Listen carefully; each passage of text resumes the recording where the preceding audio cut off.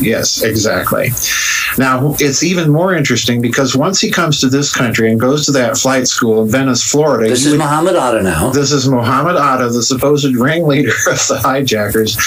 You would think that this so-called fundamentalist Muslim would be exhibiting fundamentalist Muslim behavior. Instead, no, he's going to strip clubs and bars all over Florida, up and down the coast. He's going to strip bars and clubs in Las Vegas. He drinks, he has drug parties, and so on and so forth. But the interesting thing about this character is that most of his associates, while he's at the flight school in Venice, Florida, are not Arabs. They're Dutch, they're German, they're Swiss German, and many of these characters have, let's just say, ideological and racial beliefs that would qualify them as being extremely Nazi. Let's just put it that way. So, in other words, are you thinking that maybe these guys are affiliated with Tony Blair's global network? Yes, that's exactly what I'm thinking. And here's why. Now, if that were standing by itself, it would mean nothing, okay? But it's when we turn to the banker to the bin Laden family that things really get interesting. Because up until 1996, the banker that put the bin Laden family in touch with their favorite bank, which incidentally was Deutschebank, okay? The fellow that did this was a Swiss Frenchman by the name of Francois Genoux, all right? And when I read that, Richard, that's when the suspicion meter stayed permanently in the red zone. Because when you dig into Francois Genoux, and I've known about this character for about 8 years. I uncovered him when I was researching for the Nazi International, but I kind of held that back because I thought, well, there's a bigger story here, and we're just going to have to work our way there slowly and patiently. Francois Genoux was the financial agent for the estate of Dr. Joseph Goebbels. Oh, you're kidding. No, I'm not kidding. Francois Genoux was also the manager for the post-war Nazi accounts in Swiss banks. Francois Genoux was one of the finance officers for the rat lines out of Europe. He was a member of Odessa, the Organisation der ehemaligen SS-Angehörige. He was also the fellow that financed the formal founding, really, of the Nazi International in Malmö, Sweden. He was a personal friend of the Grand Mufti of Jerusalem, al-Husseini, the guy that helped Hitler raise all the Waffen-SS Muslim units. Going back to the Nazi-Islamic connection. Going back to there, right.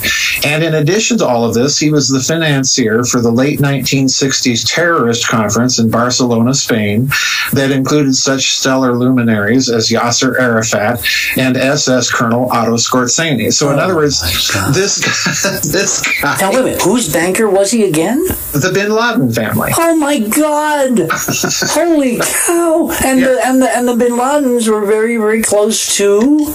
Yeah, exactly. The Bush family. Yes. And who? I mean, ding, ding, Bush, ding. the father, the grandfather, was actually brought up on charges by Roosevelt for collaboration with the Nazis, wasn't he? Well, he was brought up under the Trading with the Enemies Act for his Union Bank, which was, after the U.S. declaration of war, still conducting business with Fritz Thiessen, who was one of... Oh, it's so incestuous, and it goes on and on and on. And again, when you see this, it's not hard to find its data, but who does not want to know what it means, the implications? Right, exactly. This is the problem. And I think, Richard, when you look at, particularly going back to what we said about the mechanism of the collapse of the Twin Towers, this is where the utility of having more than one deep player involved resolves all of the difficulties and quite frankly, acrimonious debate within the 9/11 community. What was the mechanism that brought down the Twin Towers? And you read these debates, and the lack of just plain common courtesy between some of these people. Courtesy, what's that? Yeah, courtesy, what's that? But if you have more than one mechanism, you may have more than one murder weapon, just like you said with the murder on the Orient Express. You've got everybody murdering the body. Oh, that was such a delightful ending. Yeah, typical Agatha. Well, all right, what you're describing then, and I think you're the first guy to describe it, and if you aren't, you'll tell me. You're describing a play within a play within a play within a play, or a plot within a plot within a plot within a plot, and the ultimate plotters did not know there were levels above them that were suddenly going to intervene and change the ending of the story that they thought they were part of. Let's go to the standard 9/11 truth community narrative and address that very point. In the standard 9/11 truth community narrative, what you have is two theories: LIHOP, let it happen on purpose, and MIHOP, made it happen on purpose. LIHOP evolved very quickly within the 9/11 truth community because they pointed out all of the intelligence warnings that were coming from every country that you can think of, Russia, China, even the Taliban, Israel, everybody's warning us that something's going to happen. The Taliban were warning us? The Taliban were warning us, yes. In Afghanistan? In Afghanistan, yes. So they look at this and they concluded that with all these warnings, they allowed the operation to go ahead to create the climate of opinion to inject American power into the Middle East and secure the energy resources. That's essentially the first hypothesis. That was replaced very quickly by the MIHOP hypothesis, the made it happen hypothesis, because that group of people quickly uncovered there were so many concurrent drills running on 9/11. Yes. And we'll get into that. But there were so many concurrent drills running on 9/11 that the operation had to have been planned within some rogue network within the American military-industrial complex, all right? Now, both of these have in common the idea that we're creating a false flag to project American power into the Middle East. Then you come to the coup. In other words, we needed a Pearl Harbor 2. Right. So we would then react with righteous indignation. Right. Go smash the perpetrators. Right. Gave us the raison d'etre for the American people to get into another war. Right. Do whatever we have to do. So 9/11 under this theory was basically to create the clause célèbre like Crystal knocked to give the Patriot Act and its environs total sway over American society. Right, exactly. But now there's a problem here. If you start to examine the advocates of the MIHOP or made it happen on purpose hypothesis carefully, they point out that at some point during the morning of 9/11, the narrative changed. And this is revealed by the fact that President Bush at the Booker Elementary School remains very calm. He finishes his photo op session, then he gives a press conference where he specifically states that America's under some sort of terrorist attack and he is flying immediately back to Washington. Then he leaves the school and hightails it back to Air Force One. Wait. This time sequence is really critical. Oh, yes, it is. This is while the Tower 1 is still burning. Yes. And Tower 2 has been hit or not hit yet? Yes. Right. So we have two towers burning, but they're standing. They're standing, right. And you think things changed when what happened?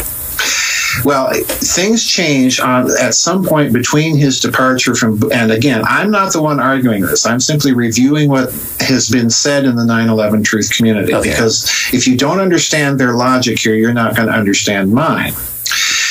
They're arguing that at some point between his departure from Booker Elementary School to Air Force One, things changed. Because what did he do? He then flew not back to Washington. He flew to Barksdale Air Force Base in Louisiana, where he jettisons the press corps. And then he gives a statement at Barksdale, and I review this statement in the book very carefully because that statement makes no mention whatsoever of terrorist attack. It simply mentions attacks and that America is under some sort of test. Now, hang on. As a wordsmith, as you are, is that really central to the thesis? Because in times of high stress, if you already said it's a terrorist attack, do you keep saying terrorist attack or just attack? It's like we didn't say the Japanese. It's not central to the thesis, but it is corroborative because of what happens next. Okay. From Barksdale, he flies to Offutt Air Force Base in Omaha, Nebraska.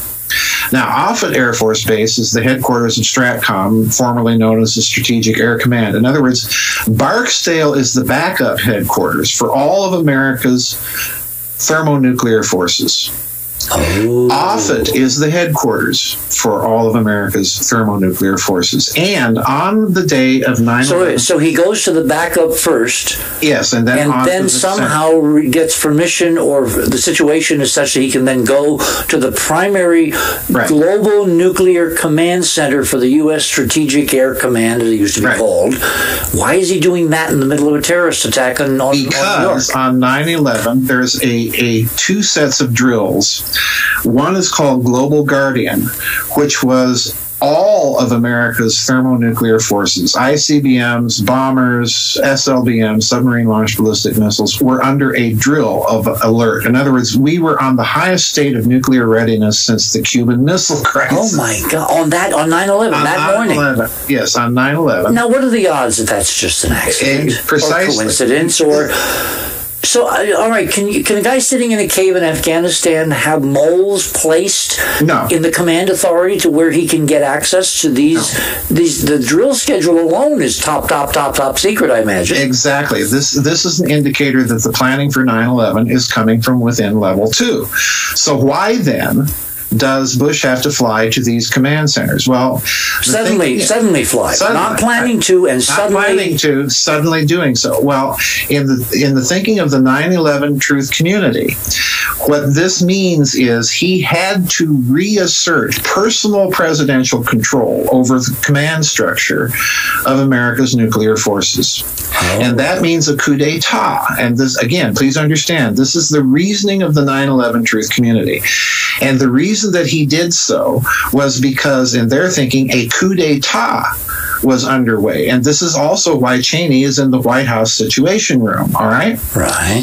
That they're reasserting personal executive branch control over America's nuclear forces. So let's roll the tape back to the point that he departs from Booker Elementary and arrives at Air Force One. The thinking is that at some point during that period, as we now know, the White House switchboard was called by somebody who revealed the fact that they were very in earnest and that they had possession of top secret codes of the United States command structure, including the FBI, DIA, the DEA, the CIA, the National Reconnaissance Office, which handles all of our spy satellites, and on it goes. So in other words, to the 9/11 truth community, this looks like a coup d'etat was underway against the federal government, against the Bush administration. From within. Attempted coup d'etat. Right. And their reasoning now is very important. They assert this in order to maintain that they wanted to ensure that the Bush administration was going to go through with their plan to inject military power into the Middle East and Afghanistan. All right? Now, my problem begins there, Richard. Well, yeah, it's huge.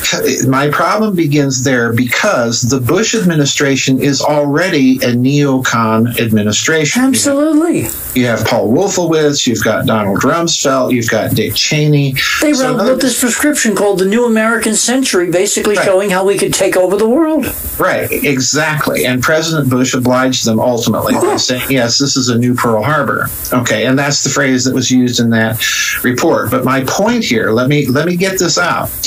My point here is you wouldn't need to put that kind of pressure on the federal government to go in with military power into the Middle East. They are already inclined to do that. So my thinking is what's taking place here is that level 3 has shown its hand and shown that it's penetrated the American command structure. This is why they have to reassert control over it very quickly. And to emphasize... So you mean with all those codes rattling around, delivered in an open phone message to the White House, they realized they had a top-to-bottom coding problem because with those codes, anybody masquerading as the president could launch World War III. Yes, exactly. This is why he had to be personally present in order to countermand... See, that's never been clear. Yeah, that has never been clear why. I mean, there were those of us at the time, we heard about this sudden diversion. We thought, well, they didn't know the scope of the plot. They thought maybe that they were going to go try to decapitate the president, the vice president, and the usual. Didn't know what national actors were involved. We didn't know who was doing this. We just knew that suddenly 2 planes had blown up 2 big buildings and the Pentagon got hit.